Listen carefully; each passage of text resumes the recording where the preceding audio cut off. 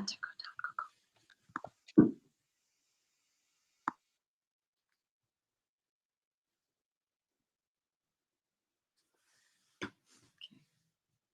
evening, Masa al Khair. Good evening, Masa al Khair. My name is Donna Khurshid. I am the curator of 6 Days, 6 Nights, Revolutionary Arab Women in the Arts, Past, Present, Future. The Arab Film and Media Institute, AFMI, is the first organization of its kind outside the Arab world and hosts the longest running Arab Film Festival in the US.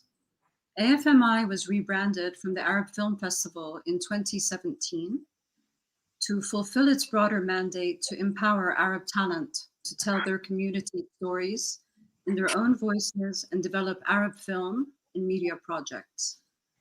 Through film, education, mentorship, and new media, AFMI's mission is to enhance public understanding of Arab culture and provide insight into the beauty, complexity, and diversity intrinsic to the Arab world. Welcome to AFMI's Arab Women's Showcase. I would like to introduce our two poets, Deema K. Shehabi and Nathalie Khankan. Welcome. And I would like to read their bios for you.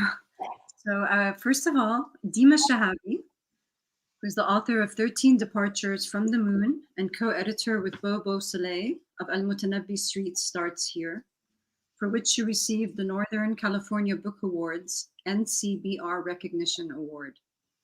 She is also co-author of Diasporenga with Marilyn Hacker and the winner of the Nazim Hikmat Poetry Competition in 2018. Deema's work has appeared in literary magazines and anthologies including Literary Imagination, the Kenyan Review, Literary Hub, Poetry London, and Crab Orchard, to name a few. Her works have been translated into French, Farsi, and Arabic. Welcome, Deema. Nathalie Khankan is the author of Quiet Orient Riot, winner of Omnidawn's 2019 first and second book prize, selected by Dawn Lundy Martin. Her work appears in the Berkeley Poetry Review, Jubilat, the Volta, and Crab Creek Review. Straddling Danish, Finnish, Syrian, and Palestinian homes and heirlooms, Nathalie currently lives in San Francisco. She teaches Arabic language and literature in the Department of Near Eastern Studies at UC Berkeley. And without further ado, welcome, Deema. Thank you so much. Thank you so much to the audience for being here tonight, and no less on a Friday night to listen to poetry. Thank you to Donna Khurshid for curating such a lovely showcase, and to Serge Bakalayan and the Arab Film Media Institute for their support. I'd like to begin with a poem, which is an elegy for 3 poets whose dreams intersected over a statue of Robert Frost. The poem is also an elegy for the Arab Spring. It's called Robert Frost at the Alumni Garden. October's stealth light leavens the skin, then molts into new tall oaks. No preamble to a scream interrupts the glistening rub of downward wings, except for the hum of poets acquainted with one another. The one made of bronze cools the day's fire from their breaths, so that news of faraway places lifts briefly. And in this afternoon, there are no bodies scraped from deformed fans in Kashmir, nor children gushing out of cemented pipes in Gaza. For a small wrinkle, the women of Tahrir caress dragonflies with their fingertips and flood the tank's tenuous arm with bracelets of jasmine. The dormant fountain in the garden is only an ode to the sea, but not shadows, as we toll through a penultimate line, proclaiming the time was neither wrong nor right. The Palestinian-American poet Lina Khalaf Tafaha invited me to respond. I believe she may be in the audience tonight, so thanks, Lina, for being here. She had invited me some months ago during the height of the pandemic, to respond to an anthology on the experience of birth. And it quickly morphed into a response on the experience of birthing in the diaspora, with all its ramifications. And then eventually it took an organic form of an epistle. Tonight, I will read my excerpts with hope that Lena and I can read together from this in the future. Dear Lena, what is longing? A moist faith, a sorrow shaped like a sister, an adulterated wish to merge with the cosmos like a giant redwood shooting into cobalt blue. I am here in a small town next to a mountain in the Valley of the Moons. I am the woman with the rising belly lifting herself onto the hammock and swinging low. My eyes trace the silhouette of Mount St. Helen, recording her dents, her bubbling extremities, the paths of her pyroclastic flows. The land here gestures towards the sky with no fence in sight. It's the same way a certain cemetery where my loved one lies forces my eyes up, sequestering them in the air. It's late October, the earth nets scents of Jeffrey pine, evening primrose, California wood strawberry, Cleveland sage. I am swinging low. I hear murmur in the grass. Mornings, we hoist our homeland onto our chest, though it hangs on us like a precipice. The news drapes over and annuls our joys, though certain conversations are buoyed by duality of being. The part who you see that I am in many ways could not exist without you, someone said. What we don't see is what comes to us. Once, as a child, I heard screaming through a window and thought a woman was giving birth. Later, I would find her dancing in a black dress embroidered with daisies, no evidence of labor.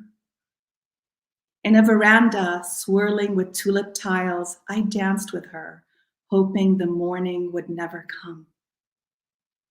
When my child was born, I told myself not to count the long hours and prayed the tether would release in the water of my dreams.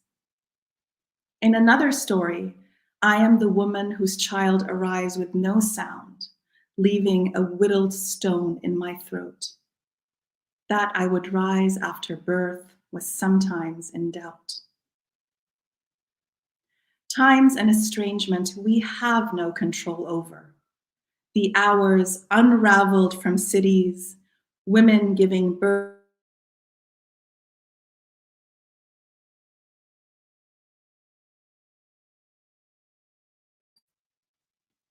Who are we without grief?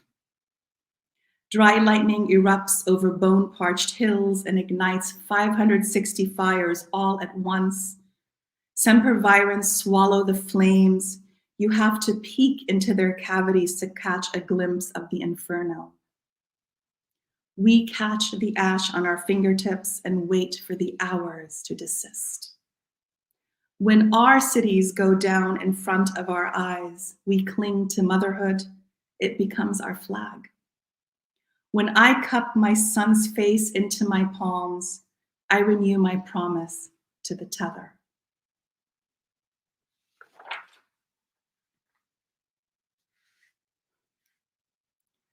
The next poem is a ghazal, which collects the voices of powerful Arab women in history, as well as quotidian, everyday women as they come up against extraordinary circumstances and react with incredible strength. The opening couplet begins with a song from world-renowned Egyptian singer Kulthum, who was very popular in Egypt in the 1960s, and I would say her popularity has never really abated. When she died, there was a massive funeral procession in Cairo, and the population took over, carrying her coffin from the official pallbearers at the time, so that it appeared to witnesses at the time that her body was swallowed up by the people. So this is Ghazal, A Wasted Life. She comes on the hush stage, heavy in winter velvet, and sings, "What I saw before my eyes saw you was a wasted life." The sun's amber knows how to seep into the prisoner's blindfold, giving warmth against a winter cold that saws against a wasted life. Nawal tells the reporter, "I'm 80 years old, but I'm ready to fight."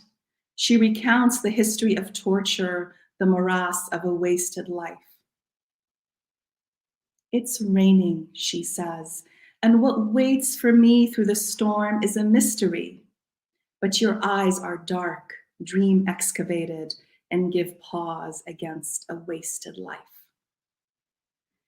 A labyrinth of gallows notwithstanding, Anbara scrambles to find her love.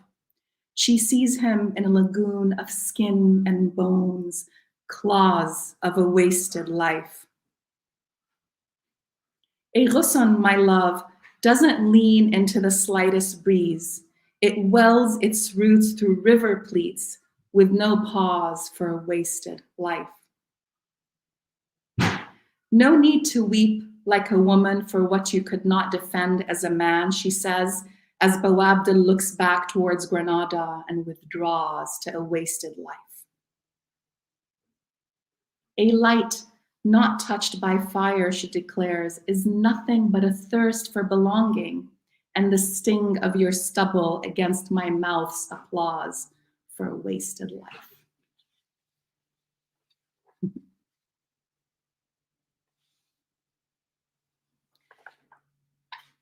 This next poem was inspired by Palestinian hunger striker Samer Issawi's moral fortitude in the face of draconian detention. The rapid growth of children, the mediocrity and spontaneity of springtime, and a diminishing mother's role in her child's life are juxtaposed against larger tragedies, such as death from disease and death from hunger. This poem is called Gate of Freedom. Lovers of asparagus, alive as hummingbirds, place their nostrils over a low cloud, wet of air. It's the year of green hills in California that early spring. The evening is blue split between the first snow on the mountaintop and a computer screen where news of a man whose body is eating itself scythes the long-stemmed breaths in the room. "Do not weep if my heart fails," he writes. "I am your son." Gate of love. Son, I have. Your hands bulge with pear tree blossoms. You are bellow and sweat, hunger and bread. I part the fog to find you through a grimy crowd of kids. Before you give into the affection that soils you in public, I'll promise you a truce. Gate of the sun.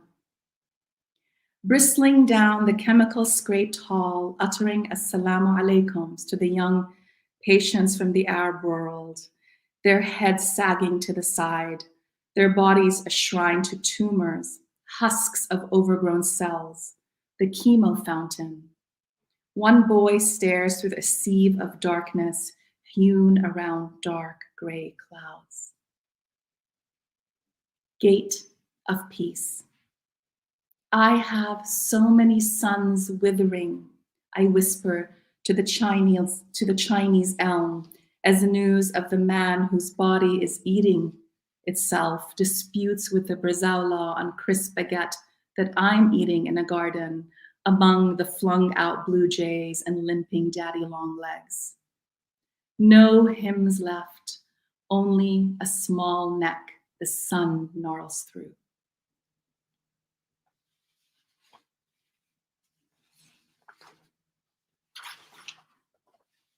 This next poem is called Hazun. The term Hazun refers to a general state of sadness and melancholy as a result of unspecified loss beyond nostalgia, It is mentioned in the Quran, and Orhan Pamuk describes it in great detail in his memoir in Istanbul. And so this poem takes from those two huzuns and kind of melds them into my own personal story. Huzun. In the air, a house in ruin except for a wrought iron balcony, as though the last tenant was a paper pinned to the door, as though her breath was a sparrow fed to the hawk. The low fog over the hills startles her son out of summer. Is it autumn yet?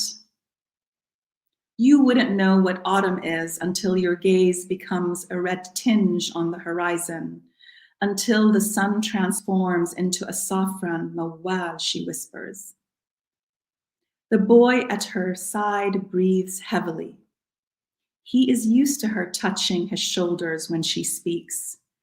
His body longer than ever, longer than the yellow surfboard in the garage, longer than the iron horse trail they biked when he was 2.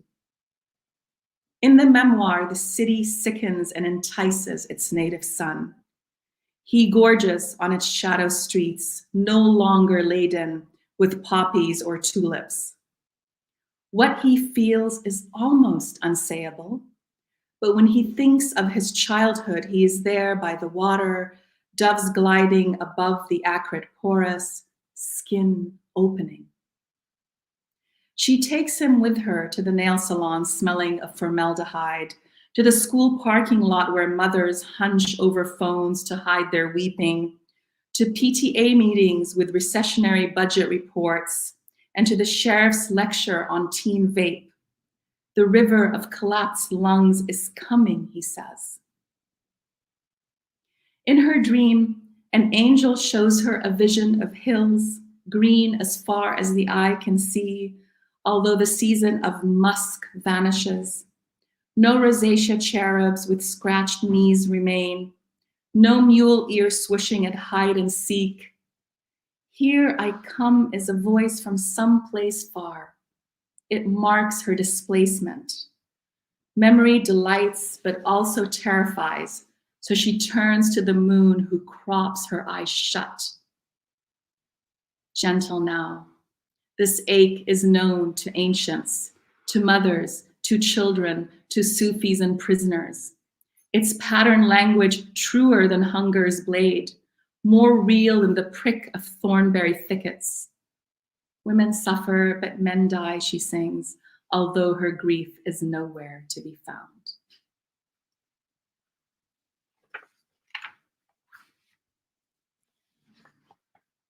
I'm going to end with this poem. It's called A Summer's Tale with Firebirds, and it tells the story of a family going on their way in a California landscape that's burning. And the family is multi-generational. It has several members who have their own needs. And so this is also sort of an ode to family and husband and loss as well. A Summer's Tale with Firebirds. Ghosts of hybrid hummingbirds, iridescent green, lurch forward in the charred trees along the highway. We drive to the lake basin as thousands of acres burn. Redwood, white fir, ponderosa pine, giant sequoias, the rhythm of their fall apparent only to firefighters and prison inmates making $2 a day. No sign of the large pebbles, mossy and slippery at the lake's entrance. We barely notice the water's altered eyelids shallow at the sky's mouth. This time, our entry into the cool current at high altitude leaves you with no air, and our boys gawk at the spectacle of a breathless father. Bruised with sea eyes, they know nothing of checkpoints nor functionaries with ruby-lined fingers at passport control windows. They have a home beneath a live oak and a Siberian elm. Its windows are married to Arbutus marina. Its fences are lined with honeysuckle vines. Our sadness, a penultimate inertia, is more expectant than theirs. In the morning, you crave a lupine grief, an easel kiss on the nose. In your dream, there are two of me, one through the keyhole and one on your side of the door. Does she wear a nightgown with anemones too, I ask? We gleam open like the lake, our rib cages still intact. Thank you so much. Our next poet is Nathalie Khankan.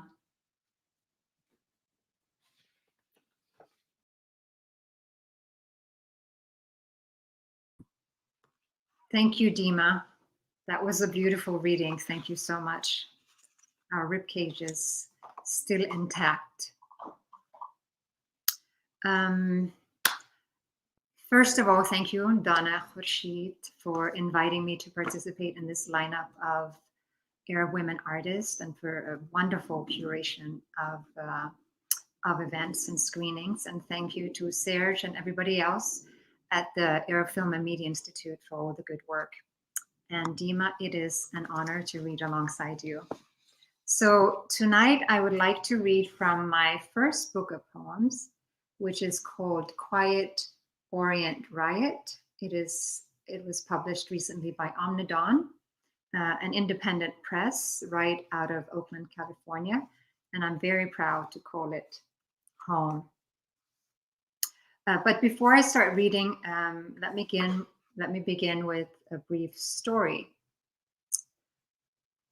On January 7th in 2009, I found myself in a waiting room at the Hadassah Fertility Treatment Center in Ain Karam in Jerusalem. At the time, my husband and I were living in Ramallah, in the West Bank, some 15 kilometers north of Jerusalem, some 10 miles north of Jerusalem. And we'd been wanting for quite a while to conceive and have children. So here I was a couple of years into an infertility journey in a waiting room. And as I'm going about my mundane waiting for a blood test for an ultrasound in an Israeli hospital in Jerusalem, it is also day 4 of the so-called Operation Kaslet, a massive Israeli military assault on the Gaza Strip that, as many of you will recall, lasted 22 days or 3 weeks. It involved ferocious aerial bombings as well as a land invasion. And so here I am waiting. I'm in the company of 3 highly pregnant ultra-Orthodox Jewish women, and we're all watching the same screen. In the corner of the room, there's a television mounted from the ceiling.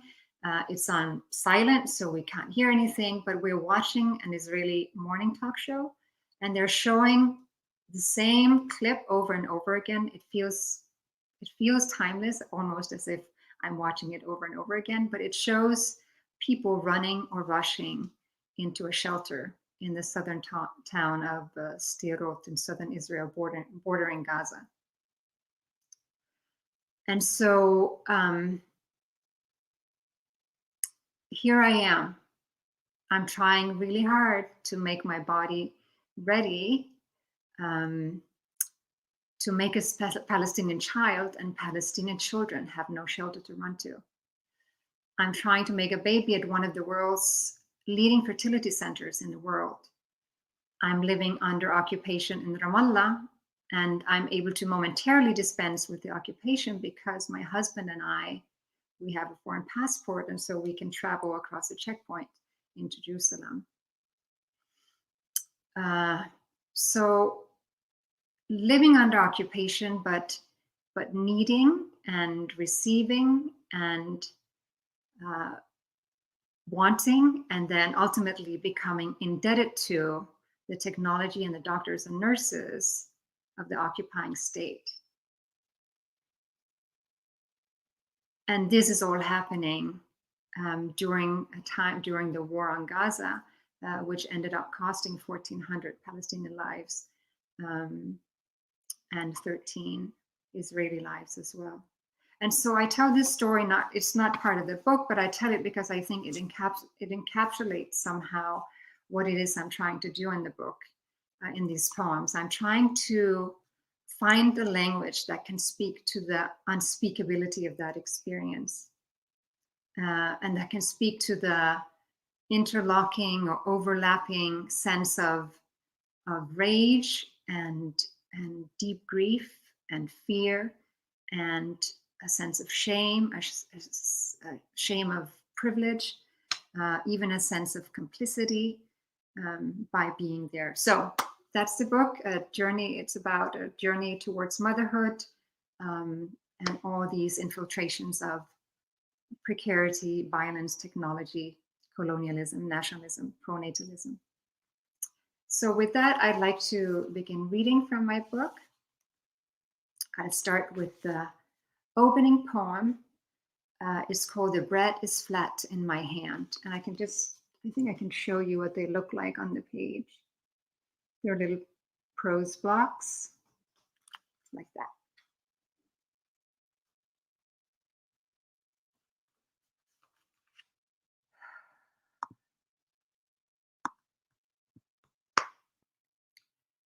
To say I once wrote an email to Mahmoud Darwish, I don't know if he saw about being newly arrived in the occupied territories before I knew to call it territory. The bread is flat in my hand, and it's a flawless kilometer to a friend's house.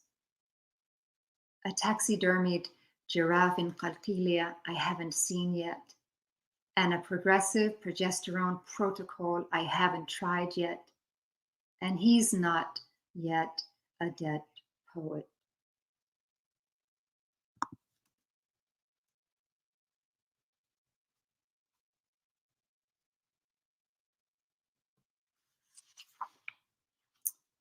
To say I'm in a position on the brown sofa on the 5th floor in Beit Shami and cold. I go between Hussein's blue light and wringing towels of tepid water. Anticipate one land in that position on the sofa and that national question. When I'm done writing chapter 4, the poet's dead. He's dead in Houston during a poet's heart's operation. Basil is away when news from Texas. Salim says everyone will be at Almanara Square. It's a literary history. It's a poet's funeral. It's a quiet Orient riot.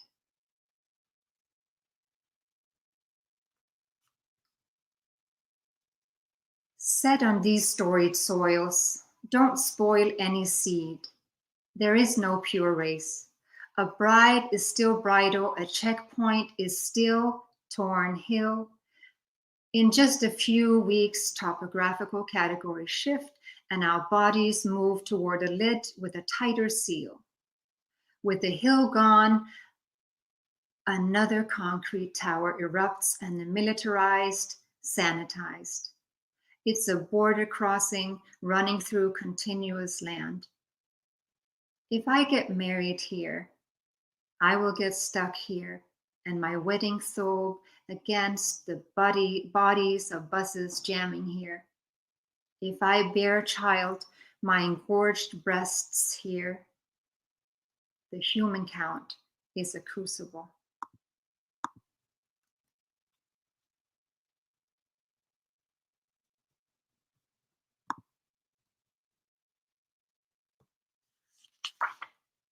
The way it sounds, it's Maysoon coming for dinner. She always says that we should stop holding our breath for justice. She says, enjoy the little justices instead. Those teeth of hers are monumental. I've always wanted an ambrosial smile and a subtle glottal stop. From here, you may proceed straight and only look back once. On the corner by Lambada Video, right next to Kulshi Shahi, a young Arafat glints in the afternoon sun. In it, it feels like home and handsome patriotism. This is Area A, and the margins are utterly regrettable.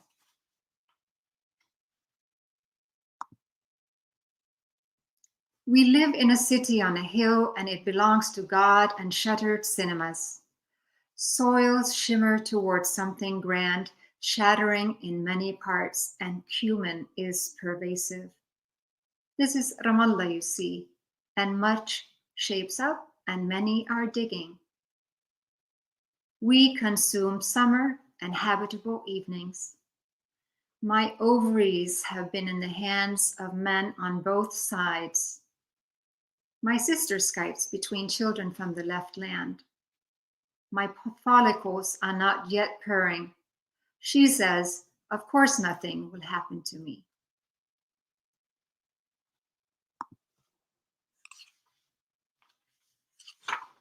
A little justice. This chirpy printed sound when I leave the library with kifah. Every day, a tiny goodness aggregates.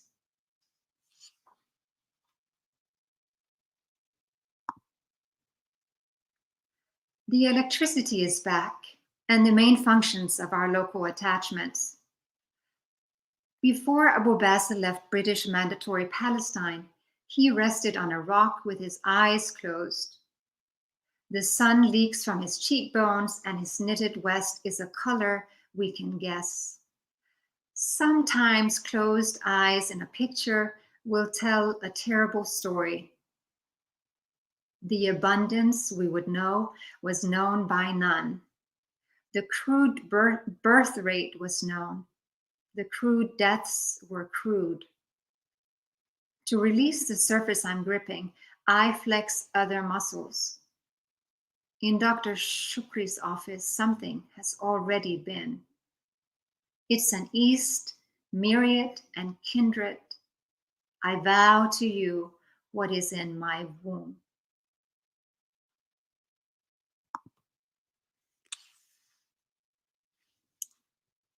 Meanwhile, intervals, we move beyond the microbiological and stratified reproduction.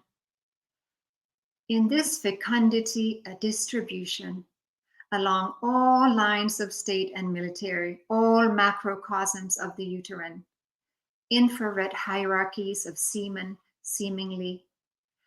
As figure 3.2 shows, the mean number of ever-born children to women. Noticeably, the mean of ever-born children remains fixed, and in table 3.4, ever married and currently married women are distributed by number of children ever born. Mean number of Palestinian children ever born and living.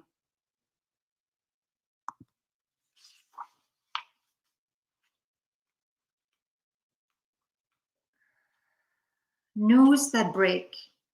Ronit from the fertility clinic at the Hadassah Medical Center, endometrium at 8 millimeter, leading follicles at 18 millimeter. Mashallah, mashallah.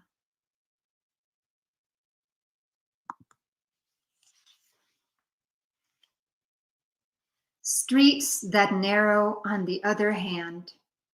It's a pool of hips. This is a picture of 3 men standing up, coiling father. His hands empty and empty. There is no trace of saccharine in the teas of Gaza. There is nowhere safe to hide. Strident gets us through 21 days. We see raw and wrapped truncated winds. To say, I see country with some war. Although seabird populations can withstand the failure to produce young in 1 or even a few years without suffering severe population level consequences, the loss of adults has an immediate and long-lasting impact on population dynamics. We meet and I see you, your head piles in my lap like a gorgeous geometric slab of rock, the quarries slimming around us. Even a small decrease in adult survival rates may cause population decline. It's easy to wish away a winter of dying and processing disorders.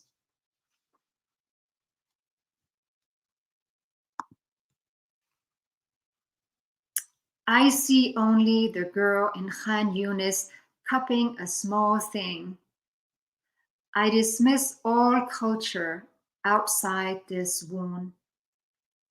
Me part wanting what words plenitude, what completes and combines concern for her. All the measures we take and hold for a while, in those eyes, which overture or ritual of care suffices.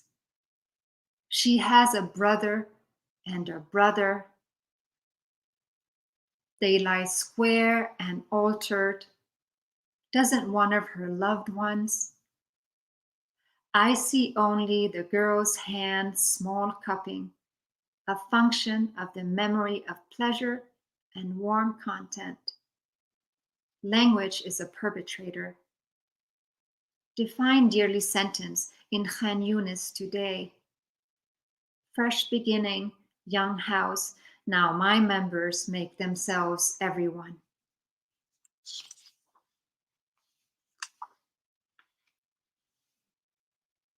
To say at the foot of stars, it's an operation of dust, flailing and scentless. It's a kind of laughter. In a world of fewer babies, I can even begin to tell you how lucky we soon were. Crested child girl. Conceived inside two population biologies with reproductive rates. You can imagine us quantifying our fecundity. For seabirds, the aggregation of large portions of the adult population in colonies means that a single catastrophic event can kill a large segment of the local breeding population. You can imagine us contemplating factors that will influence nest survival.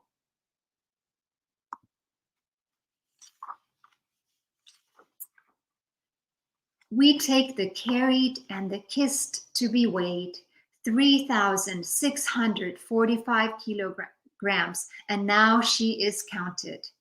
We swim in a sea of radiant participles. We don't want to give her laden names.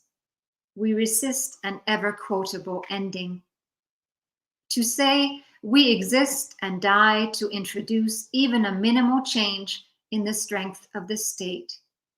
To say we reproduce in equal measure and not at the same time. Whether the proportion of Palestinians in the West Bank, whether Jews in Judea and Samaria, whether our replacement level grows, our handsome eulogy for the carried tiny throbs. Count this child, girl. Count her on this side. This is her first birth world.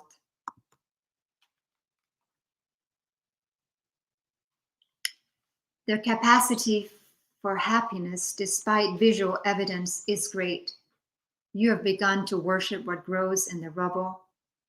I dream of multiple sweet children in diffident t-shirts. Count more than 20 impossibles. Ahmed and his friend ask for the very young child. They take her to the Islamic club next to that place where they sell baked eggs. A little justice. It's a world of boys and girls with noisy Nokias. She's the lifted, held by a world. On the 5th floor, her eyes are closed now, her hair thin, yellow. The radio is along. We are all equally close to the good place.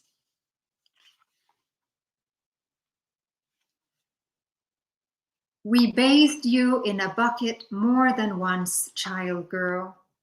That bucket was gray and black of handle. I will not forget. I come home every day and find someone who is clean, the way love takes you inside its slanted season. On the way out of me, you didn't make a sound. On the balcony facing Jerusalem, I hear your eyelashes grow. a little justice. I hear your eyelashes grow, bucket girl. I still struggle to make lines longer. Patience doesn't want to do its job with me right. And I think I'll end it right there. Thank you.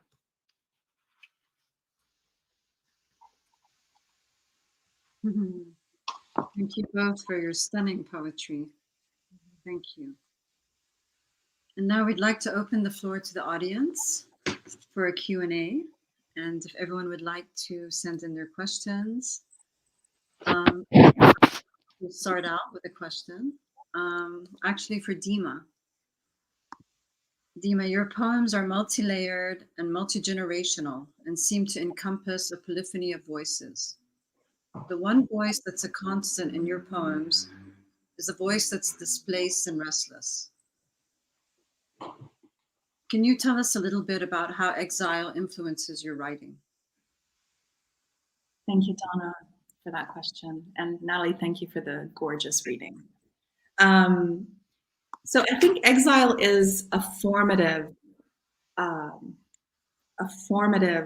experience in my writing. So in other words, it began, I feel like that my first book of poems, 13 Departures from the Moon, is a culmination of years and years and years of exile, or, it's about finding home in a seemingly impermanent situation, both in the metaphysical and physical sense. And it was only when I turned to poetry that I found comfort, because it anchored me in my exile. So I find that exile is a kind of anchoring, and it's much more honest than artificial assimilation and acculturation, which, bombards you when you arrive to a new country like America. Assimilate, acculturate. That is always an uncomfortable feeling. So exile actually anchored me in my loss, and it provided this kind of respite from that constant feeling of loss. So I believe that that's Edward Said says that all great literature, or all great poetry, or all great work of writing is a literature that immigrates. It's a result of exile, and I'm a firm believer in that as well. Thank you, Deema. Mm-hmm. Actually, I would like to ask Nathalie a question as well, and then we'll open it up to the audience, if I may. Mm-hmm. Nathalie, there's a syncopated rhythm to your poems, which parallels on some level the interrupted, truncated lives of Palestinians. And there's this sort of hypnotic feeling, I think, and, just reminding us of their daily lives. I was just wondering, was this purposeful? Is it a purposeful choice in your writing and the way that you read your poetry, which I, as Deema said, really thank you for the stunning poetry. That's a great question. That's a really good question. People close to me say that these poems open up for them when they hear me read them. And I like the fact that I think seeing them on the page might be a different experience than hearing them being read out. But you're right, most of the lines in the poems, they remain incomplete. They are never quite carried through. They're suspended. And if in the book, there's no punctuation, but I'm using vertical lines, pipes that kind of function both as pause and rupture, but they're so thin that I find it to be almost like a leaky wall. Something can leak through or something can stay behind, but it's not predictable where they occur. And so some ideas are allowed to progress and some are just stopped right in their tracks and are short and truncated and syncopated, as you mentioned. And so I think I leave it for the reader to make exactly those associations that you're suggesting. I think those are highly resonant suggestions, but was it purposeful on my part? In the sense that I set out to create a form, and so they all follow the same form. There are these blocks of text with pipes. did I set out to set a form that would remind readers of the interrupted lives of Palestinians? No, I didn't do that. But there was a form that emerged organically or surprisingly to me as I was writing, and that felt right, and that has resonances of that, of course. I mean, so I don't think I was in control of that. Thank you. Thank you for that question. So we do have a question here from Layla. And Deema or Nathalie would like to take that. So the question is, thank you both, would love to hear about your writing process.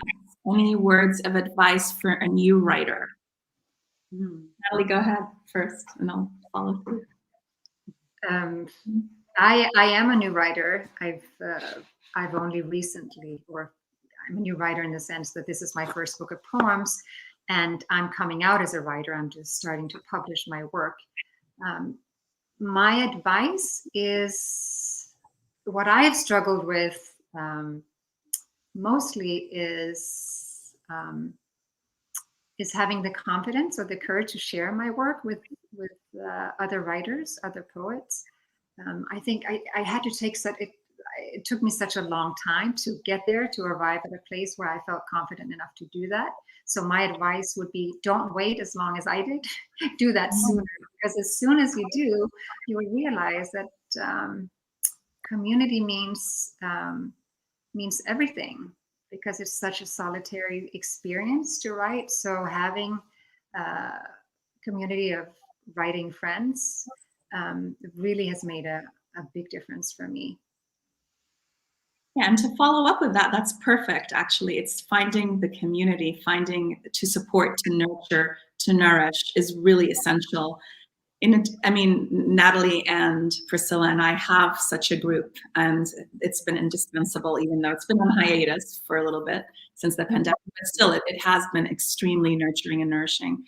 In addition to that, I think like any advice about any words of advice for anywhere. I love what Naomi Shehabi says, that when you send out your work into the world and it comes back to you, feed it a good dinner and then send it back out. So like, of course, that point about being resilient that Nathalie's making, I'm going to echo that, be resilient, keep going, read widely, and find those that nurture you and nourish you. Thanks, Layla, for the question. It's great. Nathalie, can you say more about how your poetry has been received in various locations? Thank you, Emily. I'm assuming that, Emily, you're thinking, how has it been received in various geographical locations? I can't speak to that yet, but I am making, I was hoping to make a trip back home to Copenhagen and Ramallah this summer. I don't think that kind of traveling is possible yet. I don't know outside of the US how it's been received, but locally and in the US, it's been, I've been getting some lovely letters from a few readers. So I think it's been received well. I haven't, I'm not yet, I'm still too close. You know, the publication date was just a few months ago and it's a pandemic, so I haven't done a lot of readings yet. So I think I'm up too close to be able to say something more expansive about that.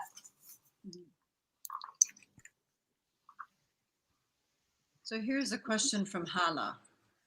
Greetings, thank you both for sharing your poetry. Do you also write in your mother tongue?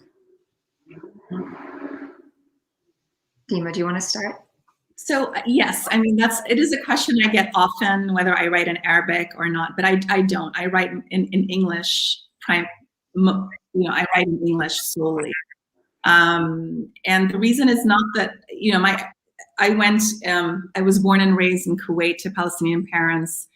My Arabic is, I wouldn't say it's not, I wouldn't say it's strong enough for poetry quite. So, and so that has, English has been my language of choice for poetry.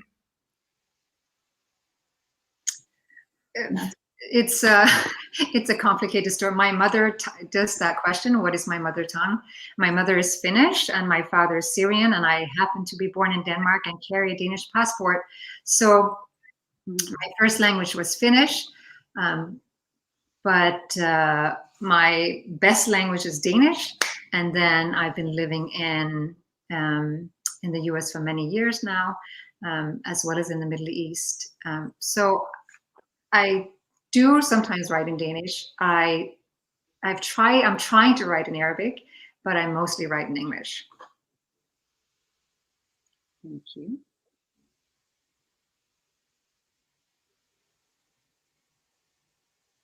Here's a question from Nadine. Who are some of your favorite female poets? That's a great question.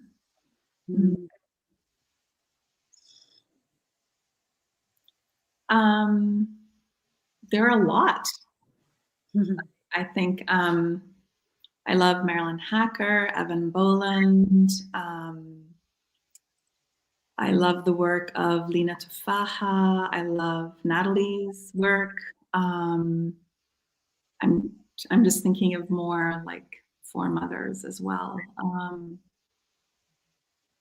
Nathalie, help me out here. I'm just kind of blanked out. Yes. Well, so I grew up with Danish poetry. So my Danish ancestors or kindred spirits in Danish poetry would be Inger Christensen and Tove Ditlevsen, Asta Olivia Nordenhof. In Arabic poetry, I used to spend a lot of time with Al-Khansat's poem. She's a pre-Islamic, early Islamic poet. And of Palestinian female poets, there is Hala Shrouf, there is Maya Abul Hayat, Dalia Taha. And right now I'm reading Kathy Park Hong's Minor Feelings. It's a collection of essays. It's not poetry, but I love her poetry and all of her writing, and many others. Hala Alian is a great Palestinian poet, female poet. And here's a funny follow-up from Emily. In what language do you remand your children? Is that for me? In what language do I reprimand my children? Reprimand in all the languages, all of the above. Walek? Deema? Yeah, similar. I mean, both in English and in Arabic, so definitely.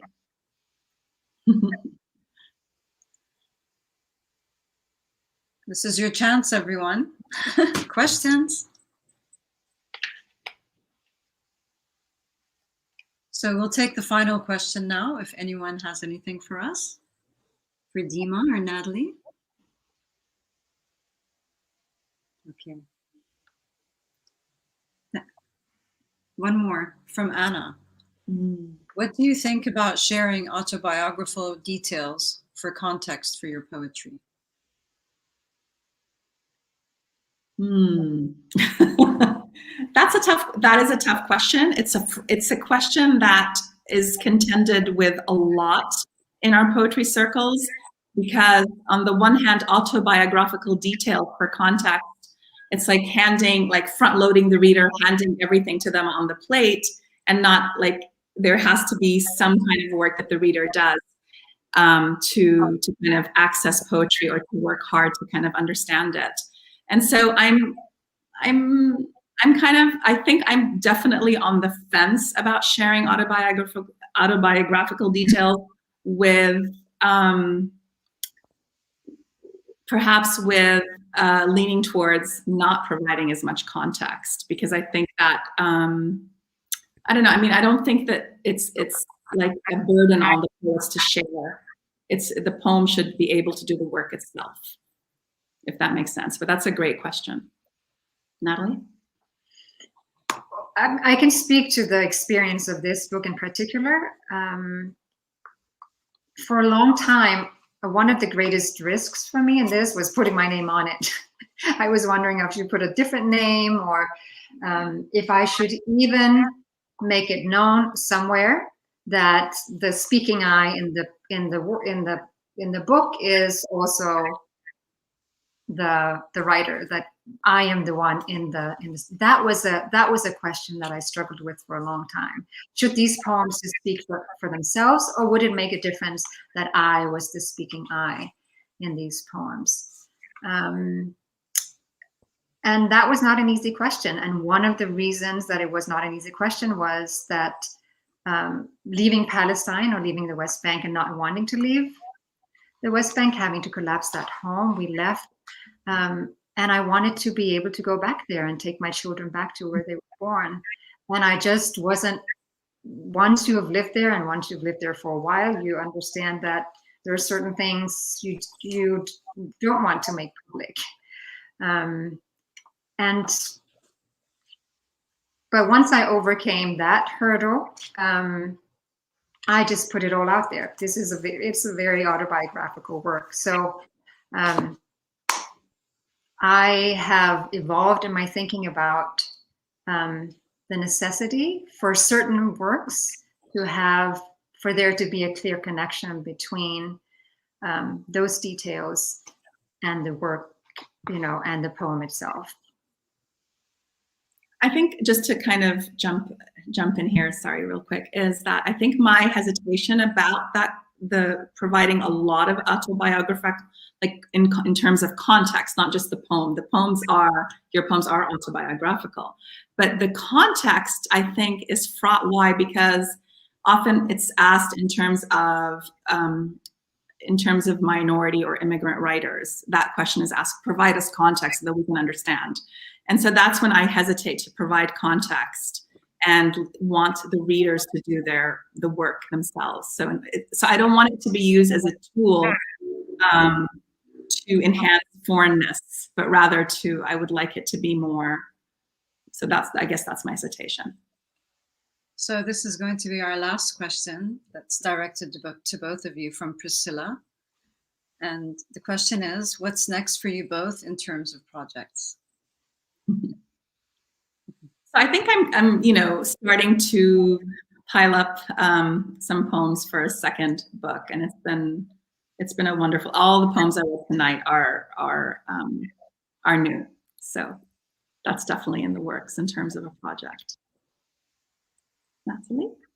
I don't have one yet, but when I write a poem, I put it into a folder and I call it book 2. We shall see. Yes. Thank you both so much for being with us tonight and for your beautiful poetry. And to everybody in the audience, thank you so much as well. And we hope that you're enjoying our showcase. And please do continue to watch. We have all the films, most of the films have opened up today. And there's more multidisciplinary artists. There are nice conversations. We also will have live talks as well. So please do join us on Eventive as well. And I will be adding the links in Eventive to both Deema and Nathalie's books. So make sure to get them. Thank you so much. Have a good night. Thank you. Thank you so much. Thank you. Donna. Thanks, Serge. Thank you.